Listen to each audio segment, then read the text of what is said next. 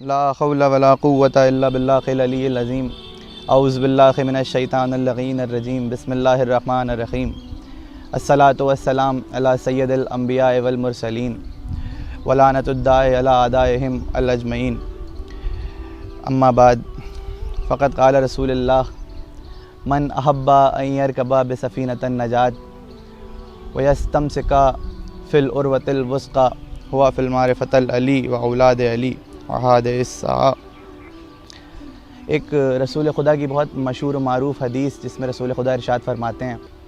کہ تم میں سے جو بھی چاہتا ہے کہ نجات کی کشتی پہ سوار ہو جائے، تم میں سے جو بھی چاہتا ہے کہ نجات پا جائے، اس کو چاہیے کہ وہ، اور جو چاہتا ہے کہ خدا کی اپنی مضبوط رسی سے خدا کی مضبوط رسی سے خود کو متمسک کر لے، تو اس کو چاہیے کہ وہ معرفت علی حاصل کرے اور معرفت اولاد علی حاصل کرے اور اپنے وقت کے امام کی معرفت حاصل کرے تاکہ وہ فلاح پا جائے، تاکہ وہ نجات پا جائے۔ اور یہ بہت مشہور و معروف حدیث، اس حدیث کا جواب بھی ہے جس میں رسول خدا نے ارشاد فرمایا کہ ان الحسین مصباح الہدی و سفینۃ النجات، میرا حسین نجات کی کشتی ہے۔ اس حدیث میں رسول خدا یہ سمجھانا چاہ رہے ہیں کہ تم اپنے قلوب کو، اپنے اذہان کو، اپنی افکار کو منور کرو، نرش کرو اپنے سول کو ذکر اہل بیت سے، ذکر آل علی سے۔ اب کیونکہ یہ ماہ رجب ہے اور ہمارے لیے ایک مبارک مہینہ ہے جس میں مسلسل ایک کے بعد ایک ولادتوں کا سلسلہ بھی جاری و ساری ہے، تو ہماری یہ رسپانسبلٹی اور ہماری یہ ذمہ داری بھی بنتی ہے کہ ہم ہر ولادت پہ ہر تاریخ کی نوعیت کے حساب سے ان کا ذکر کریں، ان کے واقعات بیان کریں، اپنے گھروں میں واقعات بیان کریں، تاکہ ہمارے آنے والے جو یوتھ، جو جوان جو بڑھ رہا ہے، اس کو وہ واقعات اور ان کی وہ جو انہی ائمہ اطہار نے جو قدم روشن کیے، جو اقدامات روشن کیے کائنات کے اوپر، اس سے ہمارے قلوب منور ہو سکیں۔ اور یہ سب سے بڑی رسپانسبلٹی، آج کا بیان بھی میرا کوشش یہی رہے گی کہ ایک چھوٹا سا کچھ روشنی ڈالتے ہوئے امام کی، ظاہر ہے کہ آج کی تاریخ بھی منسوب ہے امام کی، نویں امام جواد کی ولادت سے، تو ہماری یہ ذمہ داری ہے کہ ہم ائمہ اطہار کے واقعات مسلسل زیادہ کثرت سے کثیر انداز میں بیان کریں تاکہ ہم اپنے آنے والے یوتھ کو، اپنے جو ہمارے آس پاس کے لوگ ہیں، وہ لوگ ان لوگوں کو آشنا کرا سکیں ہمارے امام کی پرسنالٹیز تھیں کیا۔ اب چونکہ دشمن کی ایک کاوش بھی یہی تھی، کوشش بھی یہی تھی کہ ان کے واقعات کم سے کم بیان ہو سکیں، ان کے واقعات پہ تو پابندی لگائی جائے، لیکن یہ کہ ہوا یہ کہ حالات اس طرح کے پیدا ہوئے اور مسلسل کوششیں کری بھی گئیں کہ ذکر ائمہ کو دبایا جائے، مگر جتنا ان کے ذکر کو دبایا گیا اتنا ان کا ذکر سربلند ہو کر کائنات پہ روشن ہوتا چلا گیا۔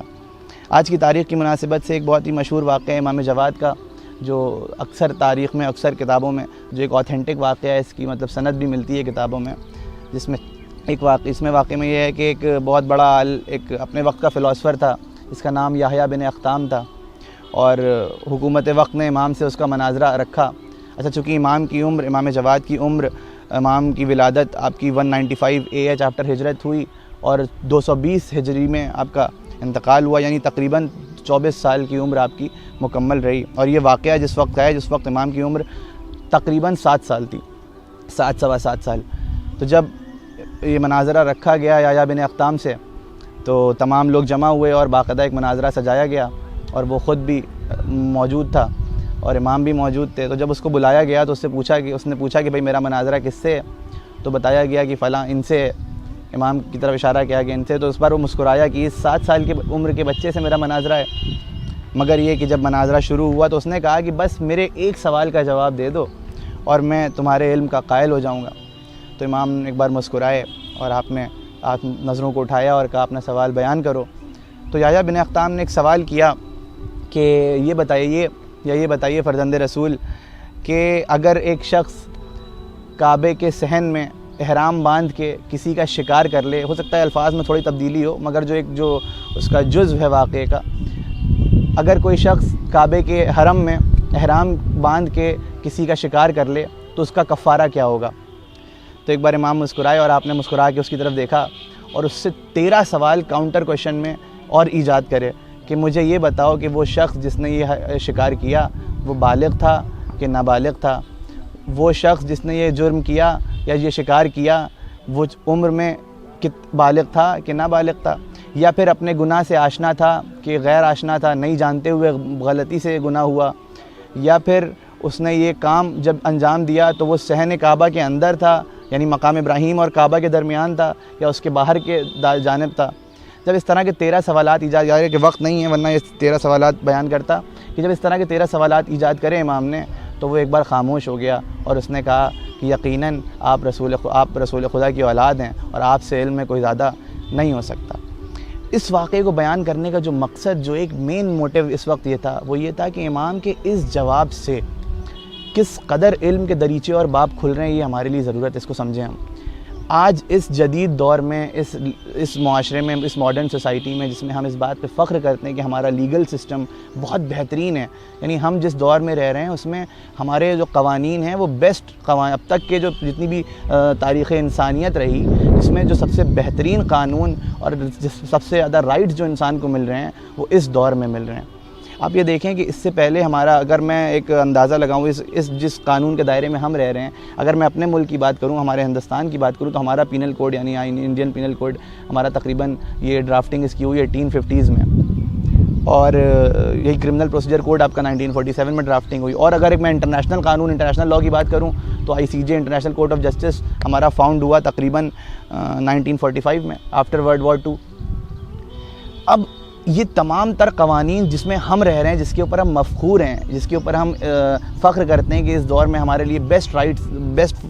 کرائیٹیریا ہے لاء کا، وہ سب کی ڈرافٹنگ تقریباً میں 200 سے 250 سال 300 سال پہلے ہوئی۔ میں میکسیمم 50 سال اور شفٹ کر لوں، 1850 سے تو 250 300 سال پہلے ہوئی، مگر اس سے پہلے کوئی بھی ایسا قانون نہیں تھا جو اتنی بائیفرکیشنز دے رہا ہو، جو اتنی مسلسل ایک دور تھا، ایک لوگ رہا کرتے تھے اور آئی فار این آئی کا دور تھا کہ مطلب خون کے بدلہ خون ہے، قتل کا بدلہ قتل ہے، مگر اتنا مدارج طے نہیں ہوتے تھے کہ اگر ایک چھوٹا بچہ گناہ کرے گا تو اس کو کس کورٹ میں لے جانا ہے، اگر غلطی سے کام ہوا تو اس کی کیا سزا ہے، یا وہی کام براہ راست کسی نے برجستہ کیا تو اس کی کیا سزا ہے۔ اس طرح کے جو سٹیجز تھیں وہ اتنے لاء میں، آج ہم جس دور میں ہیں اس میں معلوم ہے کہ اگر ایک بچے سے خطا ہو جائے جو بالغ نہیں ہے اس کو جوینائل کورٹ میں لے جانا ہے۔ آج ہمیں معلوم ہے کہ اگر کسی نے کنسنٹ کے ساتھ گناہ کیا تو اس کی سزا الگ ہے، لیکن کسی نے وداؤٹ کنسنٹ گناہ کیا تو اس کی سزا الگ ہے۔ ہم یہ جانتے ہیں کہ اگر جو کام کرنے کے پیچھے آس پاس کی سراؤنڈنگ ہے وہ انسان کو افیکٹ کرتی ہیں اور اس کے حساب سے الگ الگ پنشمنٹس طے ہوتے ہیں، مگر امام اس دور میں اتنی بائیفرکیشنز دے رہے تھے کہ دیکھو یہ بتاؤ کہ اس کا گناہ کس حالت میں ہوا، کیا وہ اپنی غلطی سے آشنا تھا کہ ہم نے یہ غلطی کری تو اس کا کفارہ الگ ہوگا، کیا وہ جانتا تھا کہ ہم جو کام کر رہے ہیں وہ سن بلوغ میں کر رہے ہیں کہ سن بلوغ میں اس نے کام کیا یا بلوغت کے بعد کام کیا تو اس کی سزا الگ ہوگی۔ یعنی اس باربیریس سوسائٹی میں، اس سوسائٹی میں کہ جب اتنے زیادہ بائیفرکیشنز اور اتنے زیادہ سٹیجز نہیں تھے لیگل سسٹم کے،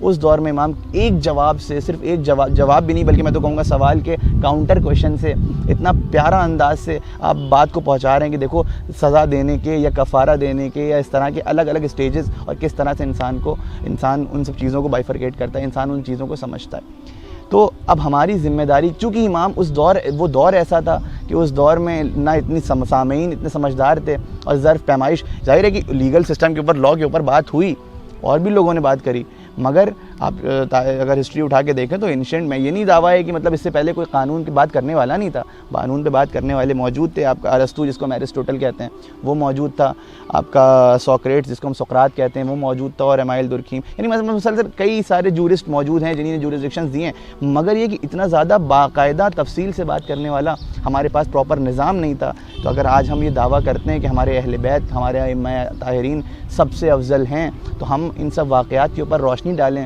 تاکہ کائنات پہ روشن ہو سکے کہ ان کے کس طرح سے واقعات ہیں اور ان کی ولادت پہ ان کے جو جتنے بھی ایام ان سے منسوب ہیں، یہ ہماری رسپانسبلٹی ہے، یعنی یہ ہمارے یوتھ کے، ہمارے جوان بھائیوں کی رسپانسبلٹی ہے کہ ان کے واقعات کے اوپر، ان کی لائف سٹائل کے اوپر، ان کی سوانح حیات کے اوپر زور دیں، اس کے اوپر بات کریں تاکہ ہم ان کے پیغامات کو مسلسل طور پر روشن کر پائیں، باقاعدگی سے روشن کر پائیں، اور یہی ہماری سب سے بڑی ذمہ داری ہے۔ اور اسی کے ساتھ میں اپنے بیان کو ختم کروں گا کیونکہ باقاعدہ 10 منٹ ہو چکے ہیں اور وقت بھی زیادہ نہیں ہے۔ بس ہم اپنی ذمہ داری کو سمجھتے ہوئے آخری امام سے دعا بھی کرتے ہیں اور دعا گو بھی ہیں کہ ہمیں وہ صلاحیت دے اور ہمارے ذہن کو وہ ظرف دے کہ ہم ائمہ اطہار کی تعلیمات کو سمجھ پائیں اور اپنے علم کو بڑھا پائیں۔ اور علم کو بڑھانا سب سے اس وقت، اس دور میں کہ جس وقت انسان مسلسل ترقی یافتہ دور ہے اور انسان تمام تر کاوشیں کر رہا ہے اپنے آپ کو اپ گریڈ کرنے کے لیے، تو ہماری رسپانسبلٹی بھی یہی بنتی ہے کہ ہم اپنے اعمال سے اور اپنی نالج سے امام اہل بیت ائمہ اطہار کی زندگی کو پڑھیں اور ان کے واقعات کو آج کی لائف سے کنیکٹ کر کے آنے والی نسلوں تک منتقل کریں تاکہ ہم یہ بات باقاعدہ کائنات پہ روشن بیان کر سکیں کہ ہمارے لیے جو بیسٹ رول ماڈلز ہیں، جو ہمارے رول ماڈلز ہیں، وہ مکمل طور پر ہمارے لیے تو ہی صرف مسلمانوں کے لیے نہیں بلکہ وہ پوری کائنات کے لیے رول ماڈلز ہیں، صرف انسانوں کے لیے نہیں۔ ذکر علی عبادت ہے تو قرآن کی آیت بھی ہے کہ یا ایھا الناس اعبدوا ربکم الذی خلقکم، اے انسانوں عبادت کرو۔ یہ نہیں کہ اے مسلمانوں عبادت کرو، اے مومنوں عبادت کرو، بلکہ اے انسانوں عبادت کرو، یا ایھا الناس اعبدوا ربکم الذی خلقکم۔ بس اسی کے ساتھ ہم آخری امام کی بارگاہ میں دعا گو ہیں کہ ہمارے ظرف کو بڑھا دیں اور ہماری تعلیمات کو اور پیمائش دیں اور ہماری کوششوں میں کوئی کمی نہ رہے۔ وآخر الدعوانا ان الحمد